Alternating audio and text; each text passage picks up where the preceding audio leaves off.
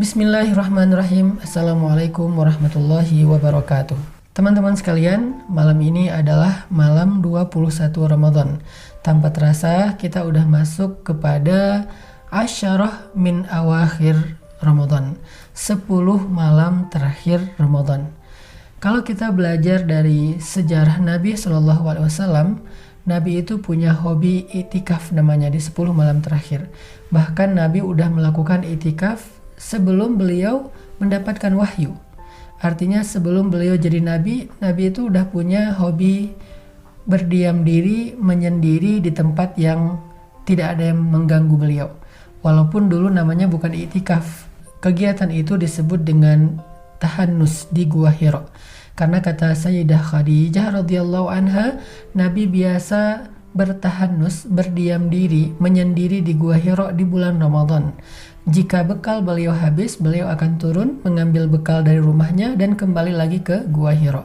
Tapi setelah Islam, maka Nabi tidak pernah lagi ke Gua Hira karena itu bukan syariat Islam. Nabi baru ke Gua Hira karena beliau diusir dari Taif dan beliau tidak bisa pulang ke kota Mekah. Cuman itu sekali-kalinya Nabi ke Gua Hira setelah Nabi dapat wahyu. Lalu bagaimana dengan ibadah itikaf setelah Islam? Setelah Islam, Nabi membiasakan itikaf di depan Ka'bah. Salah satu di antara adegan itikaf yang sangat mengharukan adalah itikafnya Nabi sepulang dari Taif, lalu beliau ke Gua Hira. Di Gua Hira beliau kemudian dijemput oleh seorang laki-laki namanya Mut'im bin Adi, diberikan jaminan bisa masuk kota Mekah. Setelah beliau masuk kota Mekah, beliau nggak tahu harus tinggal dan bermalam di rumah siapa. Akhirnya Nabi bermalam dan beritikaf di depan Ka'bah sampai beliau tertidur di depan Ka'bah. Ini itikaf yang cukup fenomenal yang pernah dilakukan Nabi sebelum hijrah. Beliau masuk ke area Ka'bah, kemudian beliau sholat di sana, beliau berzikir di sana sampai saking lelahnya Nabi seharian dikejar-kejar di Taif, Nabi tertidur tepat di depan multazam pintu Ka'bah. Gak lama ketika Nabi tertidur, tiba-tiba Allah mengutus malaikat Jibril dengan kendaraan buruknya dan mengajak Nabi untuk melakukan perjalanan Isra dan Mi'raj. Itulah salah satu adegan itikaf yang terekam dalam sejarah sebelum Nabi hijrah. Lalu setelah Nabi hijrah ke Madinah, itikaf menjadi salah satu kebiasaan Nabi, ibadah istimewa Nabi di bulan Ramadan yang dikhususkan di dalam Masjid Nabawi. Sebagaimana hadis Aisyah radhiyallahu anha yang diriwayatkan oleh Bukhari Muslim, Aisyah radhiyallahu anha mengatakan Nabi selalu beritikaf 10 malam terakhir di bulan Ramadan sampai beliau kembali kepada Allah Subhanahu wa taala. Lalu setelah beliau wafat, tradisi itu, kebiasaan itu, ibadah itu diteruskan oleh keluarganya atau istri-istrinya. Ini menunjukkan bahwa itikaf adalah salah satu hobi Nabi bahkan sebelum beliau dapat wahyu.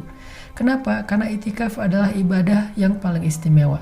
Satu, di dalam itikaf kita belajar khalwah. Kita belajar al-unsu billah, berduaan dengan Allah. Jadi itikaf bukan ngariung. Kalau bahasa Indonesianya ngumpul-ngumpul. Itikaf itu bukan nongkrong bareng geng. Itikaf itu adalah kesempatan kita al-unsu billah, berduaan dengan Allah. Karena udah setahun ini kita kayaknya nggak punya waktu buat al-unsu billah, berduaan dengan Allah. Karena udah setahun ini kita sibuk dengan kerjaan kita, sampai di rumah udah capek. Kita kalau ke masjid juga cuman sholat doang terus balik lagi ke rumah. Kita nggak sempat curhat sama Allah, nggak sempat munajat sama Allah, nggak sempat zikir yang tenang, hanya mengingat Allah dan nggak terganggu dengan yang lain-lain. Nah, pas itikaf inilah kesempatan kita untuk berduaan dengan Allah Subhanahu wa taala. Disebut dengan istilah khalwah atau disebut dengan istilah al-unsu billah. Itu hobinya para anbiya. Bahkan Nabi Sulaiman di akhir hayat beliau menghabiskan waktu dengan itikaf di masjidnya atau di musolanya sampai beliau wafat. Artinya Nabi Sulaiman wafat dalam keadaan sedang beritikaf. Begitu juga hobi para sahabat. Di antara mereka ada yang wafat dalam keadaan sedang beritikaf seperti Utsman bin Affan yang beritikaf antara asar sampai maghrib sambil membaca Al-Quran, kemudian beliau dibunuh. Jadi beliau itikaf di musola pribadinya. Artinya I'tikaf itu adalah kesempatan yang dinanti-nantikan oleh orang-orang beriman agar dia bisa berduaan dengan Allah Subhanahu wa taala. Sehingga salah satu di antara keistimewaan i'tikaf, kita bisa berduaan dengan Allah dalam doa, dalam zikir, dan dalam munajat panjang kita. Ada satu adegan i'tikaf yang menurut saya romantis dan lucu di zaman Nabi adalah ketika Nabi SAW sedang i'tikaf di Masjid Nabawi dan beliau tidak mau keluar dari masjid. Aisyah datang ke masjid untuk menyisir rambut Nabi di siang hari. Jadi ketika Nabi habis mandi pagi, maka Nabi meminta kepada Aisyah untuk merapihkan rambut beliau secara romantis dengan disisir oleh Sayyidah Aisyah. Ini menunjukkan bahwa i'tikaf itu memang harusnya di masjid. Kecuali dalam kondisi darurat kayak sekarang, kita mungkin boleh i'tikaf di rumah atau di musola pribadi kita, tapi tetap dengan menjaga adab-adab i'tikaf seolah-olah kita sedang beritikaf di masjid. Artinya kita nggak keluar dari musola itu selama kita sedang i'tikaf, jadi kayak nggak lalu lalang gitu, menetap di situ. Dan kita fokuskan untuk beribadah saja, bukan baca buku, bukan ta'lim, karena bukan momennya untuk ta'lim, tapi momennya untuk ibadah dan berduaan dengan Allah Subhanahu wa taala. Di antara keistimewaan i'tikaf yang disebutkan dalam hadis adalah i'tikaf itu pahalanya seperti berjihad atau ribat. Sehingga siapa yang melakukan i'tikaf, maka dia seperti orang yang sudah berjihad. Apalagi kalau i'tikafnya sampai ditakdirkan Allah bertepatan dengan malam Lailatul Qadar dari 10 malam terakhir Ramadan, maka i'tikafnya seperti orang yang berjihad lebih daripada 1000 bulan. Kebayang gak berjihad 1000 bulan? Sekali i'tikaf pahalanya kayak jihad. Tapi kalau i'tikafnya malam Lailatul Qadar, berarti dia seperti berjihad 1000 bulan. Artinya berjihad selama 100 tahun.